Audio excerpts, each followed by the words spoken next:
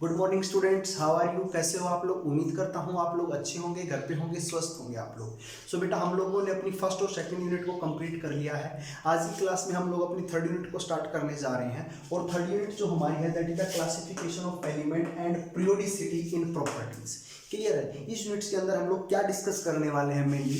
बेटा, आप लोगों को पता है हमारे पास आज के दिन मेनली 118 एलिमेंट्स प्रेजेंट हैं, जिनमें से कुछ नेचुरली अकरिंग्स हैं और कुछ आर्टिफिशियली प्रेजेंट हैं, जो हम लोगों ने केमिस्ट्री लैब के अंदर अपना बनाया है, लैब के अंदर, लेबोरेटरी के अंदर हम लोगों ने बनाए हैं। क्लियर है? तो सबसे इंपॉर्टेंट टास्क हमारे लिए आज ये है कि हम इन 118 एलिमेंट्स की जो प्रॉपर्टीज हैं, उनकी केमिकल प्रॉपर्टीज हैं, फिजिकल प्रॉपर्टीज हैं, उनको किस प्रकार से हम लोग पढ़ें।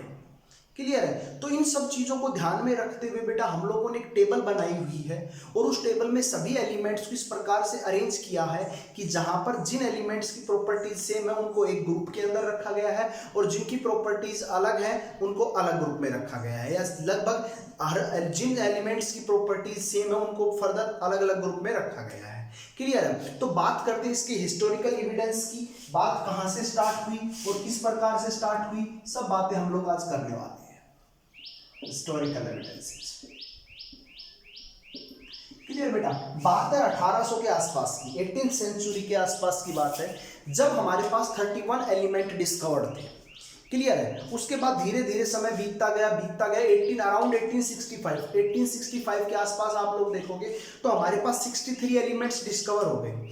तो उस समय हम लोगों को लगा कि यार अब धीरे धीरे elements day by day discover होते जा रहे हैं, ह्यूज नंबर ऑफ एलिमेंट्स हम लोगों के पास हैं, तो इनको किस प्रकार से इनकी फिजिकल और केमिकल प्रॉपर्टीज को या इनकी स्टडी को किस प्रकार से हम लोग याद रख पाएंगे या हम लोग एक्सप्लेन कर पाएंगे। तो सबसे ज्यादा हमारे पास जो सबसे बड़ी दिक्कत थी वो हमारे पास यही थी कि इन एलिमेंट्स को हम लोग किस प्रकार से अरेंज करें कि इनकी स्टडी, सिस्टमेटिक स्टडी करना हमारे लिए बहुत आसान हो जाए, क्योंकि धीरे धीरे further number of elements discover होते हुए जा रहे थे।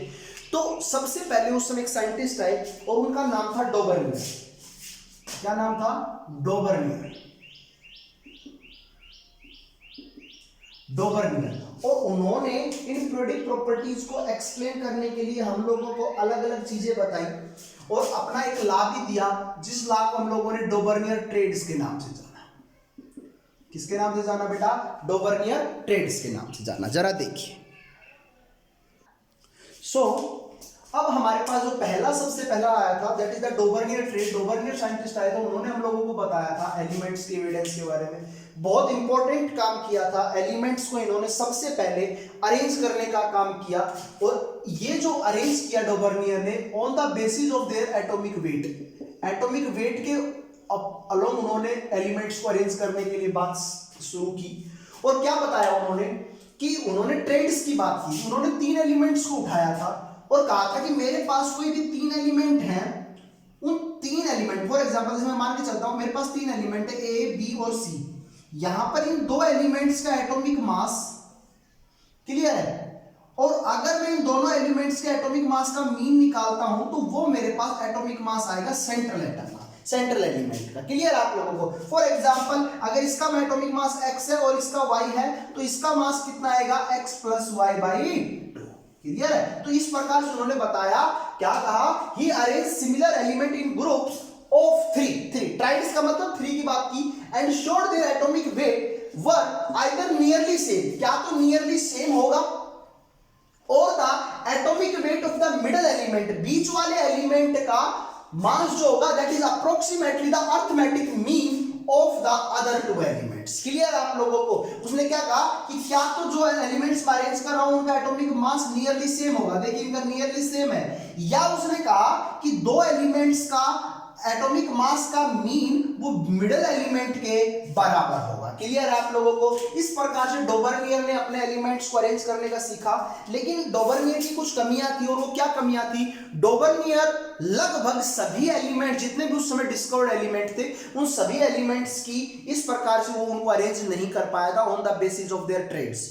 क्लियर आप लोगों को? तो ये सबसे ज्यादा लिमिटेशन थी। उसके बाद अगर मैं ग्रुप की बात करूं तो जैसे आप लोगों को पता है इससे पहले कौन आएगा? फ्लोरीन। तो अगर मैं इन 3 एलिमेंट्स को अगर मैं मान के चलो, फ्लोरीन का एटॉमिक नंबर कितना होता है, सॉरी मास नंबर कितना होता है? 19। तो अगर मैं इन दोनों को बात करूं तो ये फ्लोरीन और ब्रोमीन के एटॉमिक मास के मीन के बराबर ही नहीं है। तो इस प्रकार से हम लोगों ने वहां पर क्या देखा कि डोबर्नियर एक तो सभी एलिमेंट्स को अरेंज नहीं कर पाया था on the basis of their triads, और अगर मैं फर्दर उसी ग्रुप के एलिमेंट्स को चूज करता हूं तो वो उनके भी एटॉमिक मास को एक्सपेंड नहीं कर पा रहा था कि ऐसा क्यों होता है। फॉर एग्जांपल जैसे हम लोगों ने फ्लोरीन, क्लोरीन और ब्रोमीन के अंदर देखा।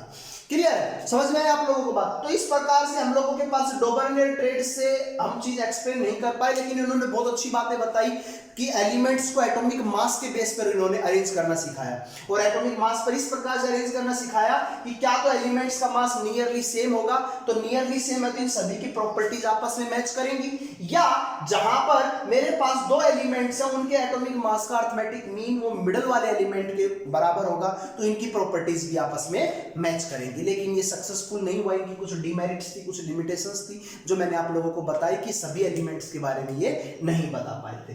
तो इनके बाद हमारे जो दूसरे साइंटिस्ट आए वो आए थे बेटा कौन से, यहां पर हम लोगों के पास जो दूसरे साइंटिस्ट आए थे दैट इज द न्यूलैंड। एक साइंटिस्ट आए थे दैट इज न्यूलैंड। उन्होंने बेटा हम लोगों को और बताया एलिमेंट्स के बारे में। तो जरा देखते हैं न्यूलैंड के बारे में क्या होता है, न्यूलैंड ने क्या बताया हम लोगों को।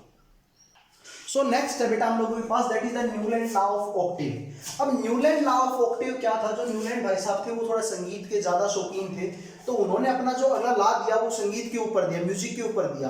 उन्होंने कहा कि जिस प्रकार से म्यूजिक के जो नोट्स होते हैं वो यहां से देखो एक नंबर है और ये 7वां नंबर है, देखिए ध्यान से सुनना, सा रे गा मा पा धा नी। अब नी के बाद दोबारा कौन आएगा, सा, तो सा कहां पर आएगा, ये।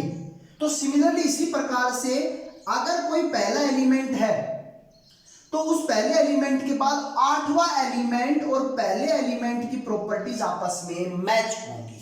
क्लियर है, जरा देखिए इस बात को। अगर मैं लिथियम को फर्स्ट एलिमेंट मानता हूं तो इसके बाद first, second, third, fourth, fifth, six, seventh और एट्थ।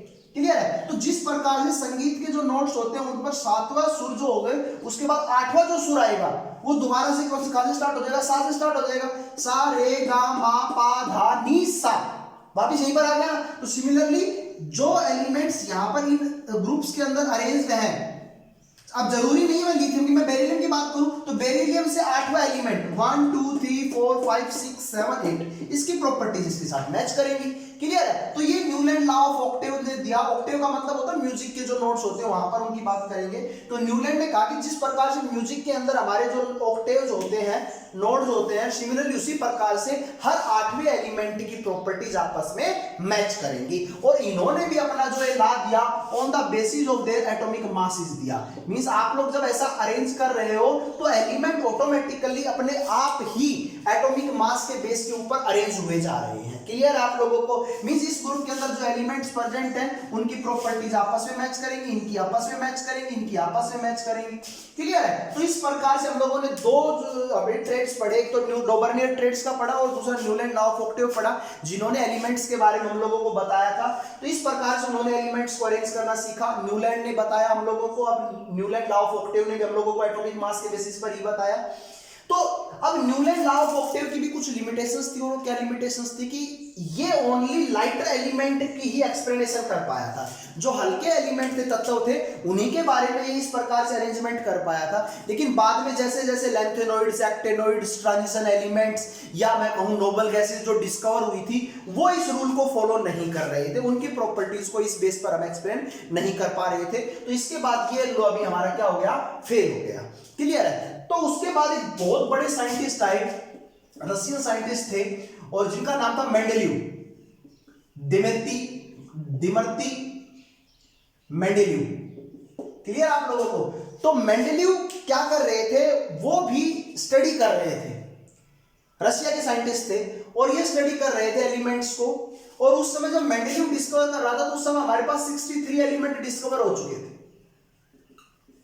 क्लियर है, लेकिन जब मेंडेलीव डिस्कस कर रहे मतलब स्टडी कर रहे थे, एलिमेंट्स को अरेंज करने की कोशिश कर रहे थे, उसी समय एक दूसरे साइंटिस्ट थे दैट इज लूथर मेयर, वो भी एलिमेंट्स को रीअरेंज करने की कोशिश कर रहे थे on the basis of their physical and chemical properties.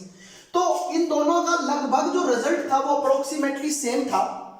Clear है, लेकिन मेंडेलीव ने पहले पब्लिश कर दी थी अपने रिजल्ट्स को, इस वजह से मेंडेलीव का जो लॉ था काफी फेमस हुआ है as comparison to Lothar Meyer. लेकिन हम लोग लूथर मेयर को भी अभी डिस्कस करेंगे, क्या था लूथर मेयर, किस प्रकार इन्होंने अपना लॉ दिया था, जरा देखिए लूथर मेयर के बारे में भी। सो नेक्स्ट हम लोगों के पास है that is the Luther mayor arrangement. अब जो लूथर मेयर अरेंजमेंट था उन्होंने क्या बताया, उन्होंने ग्राफ प्लॉट किया किस किस के बीच में, atomic volume versus atomic mass के बीच में ग्राफ प्लॉट किया। उस समय जितने भी नॉन एलिमेंट थे उन सभी के बीच में, क्लियर है। तो उन्होंने जब ग्राफ प्लॉट किया और ग्राफ प्लॉट करने के बाद कुछ ऑब्जर्वेशन दी, और ऑब्जर्वेशन में क्या बताया कि जो एलिमेंट्स पीक पर प्रेजेंट है, लिथियम हो गया, सोडियम हो गया, पोटाशियम हो गया, रुबिडियम हो गया, सीजियम प्रेजेंट हो गया। कौन कौन से, लिथियम, सोडियम, पोटाशियम, रुबिडियम और सीजियम।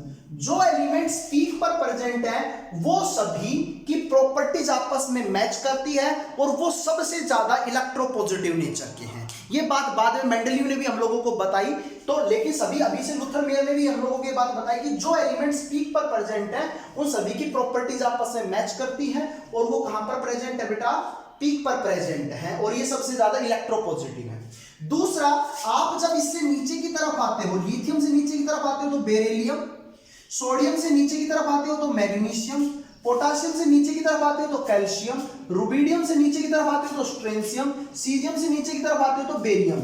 ये जो ascending sorry descending position of curve के नीचे की तरफ जो एलिमेंट्स प्रेजेंट हैं वो भी इलेक्ट्रोपॉजिटिव है, लेकिन वो लेस इलेक्ट्रोपॉजिटिव है। कौन कौन से है बेटा, वो बेरिलियम, मैग्नीशियम, कैल्शियम, स्ट्रोंशियम और बेरियम।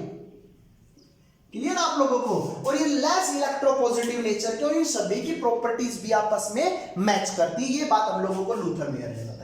तीसरी बात अगर हम लोग आप लोगों के साथ बात करते हैं तो यहां पर अब असेंडिंग ऑर्डर, अगर आप लोग क्या करते हो, लिथियम से असेंडिंग कर्व के ऊपर की तरफ देखते हो तो फ्लोरीन, ऊपर कर्व की तरफ क्लोरीन, ब्रोमीन और आयोडीन।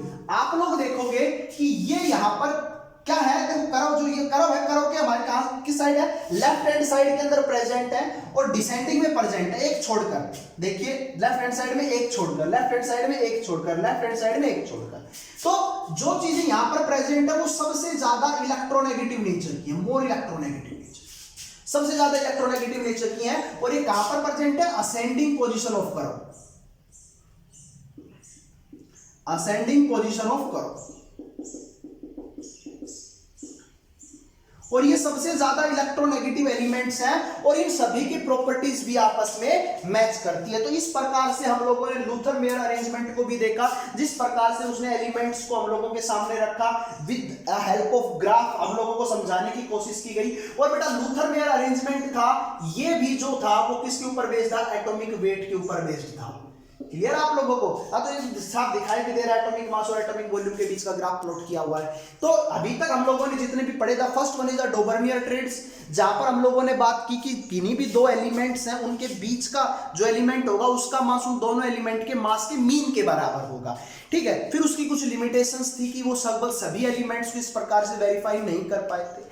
उसके बाद न्यूलैंड लॉ ऑफ ऑक्टेव हम लोगों ने पढ़ा था, और न्यूलैंड लॉ ऑफ ऑक्टेव के अंदर हम लोगों ने डिस्कस किया था कि किस प्रकार से कोई भी जो एलिमेंट है वो अरेंज होते हैं on the basis of their law of octave. Means first element और एट्थ एलिमेंट की प्रॉपर्टीज मैच करेंगी। क्यों करेंगी, क्योंकि according to law of octave first tone जो है और उसका एट्थ टोन है, उन सभी की प्रॉपर्टीज क्या होती है, मैच होती है। फॉर एग्जांपल सा रे गा मा पा धा नी सा, तो सा दोबारा 8वें नंबर पे आता है। तो इस प्रकार से फर्स्ट और एट्थ एलिमेंट की प्रॉपर्टीज आपस में मैच करेंगे। ये भी सभी एलिमेंट्स के ऊपर जनरली वेरिएबल नहीं हुआ, ओनली लाइटेस्ट एलिमेंट्स के ऊपर वेरिएबल हुआ, और मेनली मैं अगर बात करूं तो कैल्शियम तक ही ये वैलिड था। उसके बाद बेटा लूथर मेयर रीअरेंजमेंट आया, और लूथर मेयर रीअरेंजमेंट में क्या हुआ, उन्होंने ग्राफ प्लॉट किया एटॉमिक वॉल्यूम और एटॉमिक मास के बीच में, जहां पर जो एलिमेंट्स की पोजीशन सेम थी, पीक पोजीशन पर थे, उनकी प्रॉपर्टी मैच थी। पीक से राइट हैंड साइड में जो प्रॉपर्टी थी उनकी प्रॉपर्टीज आपस में मैच कर रही थी, और लेफ्ट हैंड साइड में जो एलिमेंट्स थे जिनकी पोजीशन सेम थी पीक के बाद, उन सबकी प्रॉपर्टीज आपस में मैच कर रही थी। और इस प्रकार से उन्होंने लूथर मेयर अरेंजमेंट के एलिमेंट्स को एटॉमिक मास के बेसिस पर हम लोगों के सामने इस प्रकार से रीअरेंज किया। लेकिन ये भी ज्यादा सक्सेसफुल नहीं हुए थे, इनकी भी कुछ खामियां थी। तो अभी आप लोगों को मैंने बताया था कि जब लूथर में अरेंजमेंट था उसी समय मेंडेलीव भी काम कर रहे थे। सो मेंडेलीव की क्या जो लॉ था वो देखते हैं, क्या है मेंडेलीव का लॉ। तो एक्चुअली मेंडेलीव का जो लॉ है उसको हम लोग नेक्स्ट क्लास में डिस्कस करेंगे। सो अभी आपको 3 लॉ ही पढ़ने हैं, मेंडेलीव की जो क्लासिफिकेशन है वो नेक्स्ट क्लास में करेंगे। सो बेटा पढ़ना इनको। Okay, thank you, have a nice day.